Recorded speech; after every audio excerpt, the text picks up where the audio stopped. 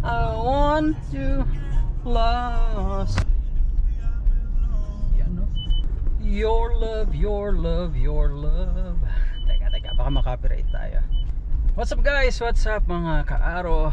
Welcome back na naman sa atin. Sunday. Last vlog natin was a Sunday also. Nung magpunta tayo sa Vogue opening sa Mabalacat, Pampanga. Anyway, nasa Monumento area tayo. And kakatapos lang nating magpa-car wash, guys. So, update. I've been observing yung itsura ng PPF, Paint Protection Film. Ayan o, dyan o.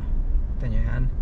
So yan, May 2025 ito. So, June, July, August, September, October. So magsi 6 months na pala ito. And almost 6 months na rin yung kanyang PPF. And so far, grabe, wala akong makitang pintas sa PPF. Ang ganda, as in, you know, hanggang ngayon walang kagas-gas-gas akong nakikita. Pala, Monumento area. Yan. Wala akong nakikitang mga gas-gas dahil yan sa PPF na nakalagay.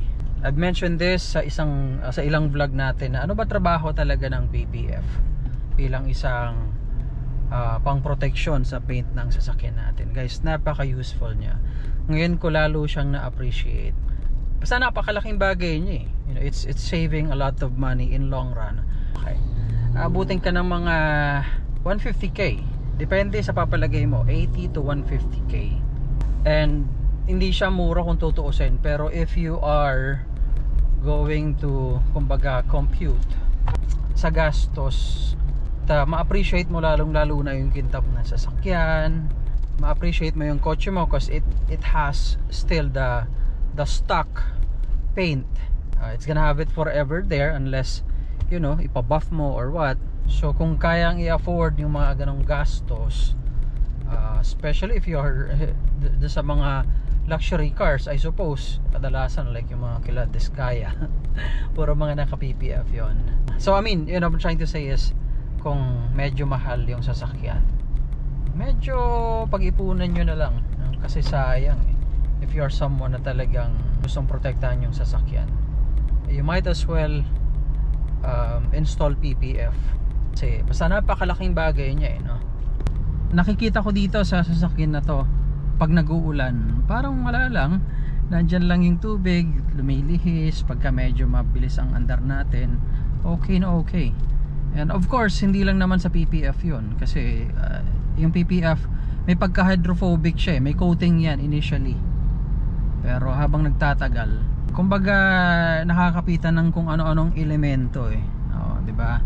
Elemento talaga, pinagsama-samang dust, tubig, nagiging libag hanggang sa medyo persistent na yan, hindi mo na matatanggal basta-basta. So every now and then ginagamitan natin siya ng protectant, additional protectant, like yung ating Ceramic Protect. Ayun, bili kayo nun, murang-mura lang guys, 459 lang eh. Saan ka pa? Anyway, yan naman po pwede nyo gawin. Ang sarap kasi magmaneho ng sasakyan, lalong-lalo na pagka umuulan. Tapos yung tipong dumudulas lang yung tubig kasi protected yung sasakyan mo. Ayan. Nasa Cloverleaf pala tayo. Meron kaming project dyan by Alveo Land. I'm part of the Ayala Land International, by the way. So kung kayo naghahanap ng any real estate ng Ayala, lalong-lalo na, pwede nyo ako i-message dito sa page na lang. I'm a licensed broker, so makakaasa kayo na syempre mahal natin ang trabaho natin at profession natin. You're talking to a professional pagdating sa real estate investing. So maging open lang kayo sa akin kung ano yung hanap ninyo. Tutulungan ko kayo guys at mga kaaro. Ayan.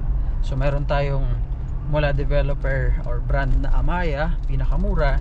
Tapos meron din tayong Avida, Alveo, yung medyo upscale na, medyo, although magaganda talaga yung mga project, ang gaganda guys. Kung napakadami ko lang pera, mamimili ako ng madaming real estate property. At syempre may premier din, luxury naman ito. Anyway, more of that soon, because like I said, i-incorporate ko na yung vlog natin from motovlog to real estate. Kind of a lifestyle na. Ayan, so samahan nyo ako guys. Sana kumapit pa kayo. Ayan, tuturo ko yung mga ibang bagay about real estate na I hope makatulong. Okay? But anyway, ayun, by the way, isa pa, isang napakaganda rin na ginawa dito sa sasakyan na to guys, ay magpalagay ng tint. Hindi pa ako nakapag-thank you ng sobra kay paring Jet Reno Si paring Jet Reno natin, siya yung may-ari ng Ceramic Pro naman. Yan. Sorry, Ceramax Philippines. Yan. So, nag-install sila ng mga tint. Yung tint na nilagay dito. In fact, nagpi-PPF din siya. Kaso, may storya bakit hindi ko na pina-PPF sa kanya. Kasi, lilibrehin pa niya ako doon. Libre na. Alam niyo, or may discount. Yan. Kakaya naman, di ba? Medyo nahiya rin ako. Sige, boss. Yan. May ambulansya. Okay. Pressure pag may ambulansya, no? Okay, but anyway, ayun na. Salamat, maraming salamat. Magaling yung grupo ni paring Jet sa paglalagay ng tint. Okay. So kung taga Cavite kayo, Laguna, bandang south, kontakin nyo Ceramax Philippines. Ayan. Yan ang ating kumparing napakabait. Ano rin yan, naging content creator na rin yung kumpare natin. Sarap pag maneho na Sunday, no? Ito nyo yan. Normally ito, sobrang siksikan na sasakyan dito. Pero ayun, wala masyadong sasakyan today. Anyway, dadaan tayo dito sa isang kakilala. So yan na muna guys. Again, ceramic or PPF or Ceramic Pro, mas maganda rin pag nalagyan. And then ating Ceramic Protect, pang spray sa mga motor at sasakyan natin. May nagtatanong, hindi ba namumuti yung sasakyan pag nilalagyan yan? Definitely hindi guys. So ayun, yun ang isa po pwedeng gawin nyo sa sasakyan ninyo. Pagka meron kayo nyan, tatagal. Okay? Anyway, that's it muna guys at mga ka-araw. Thank you so much for watching. Questions, feel free to ask. And ayun, sagutin natin sa comment section. Yeah, yan na muna. Bye for now guys at mga ka-araw. Okay?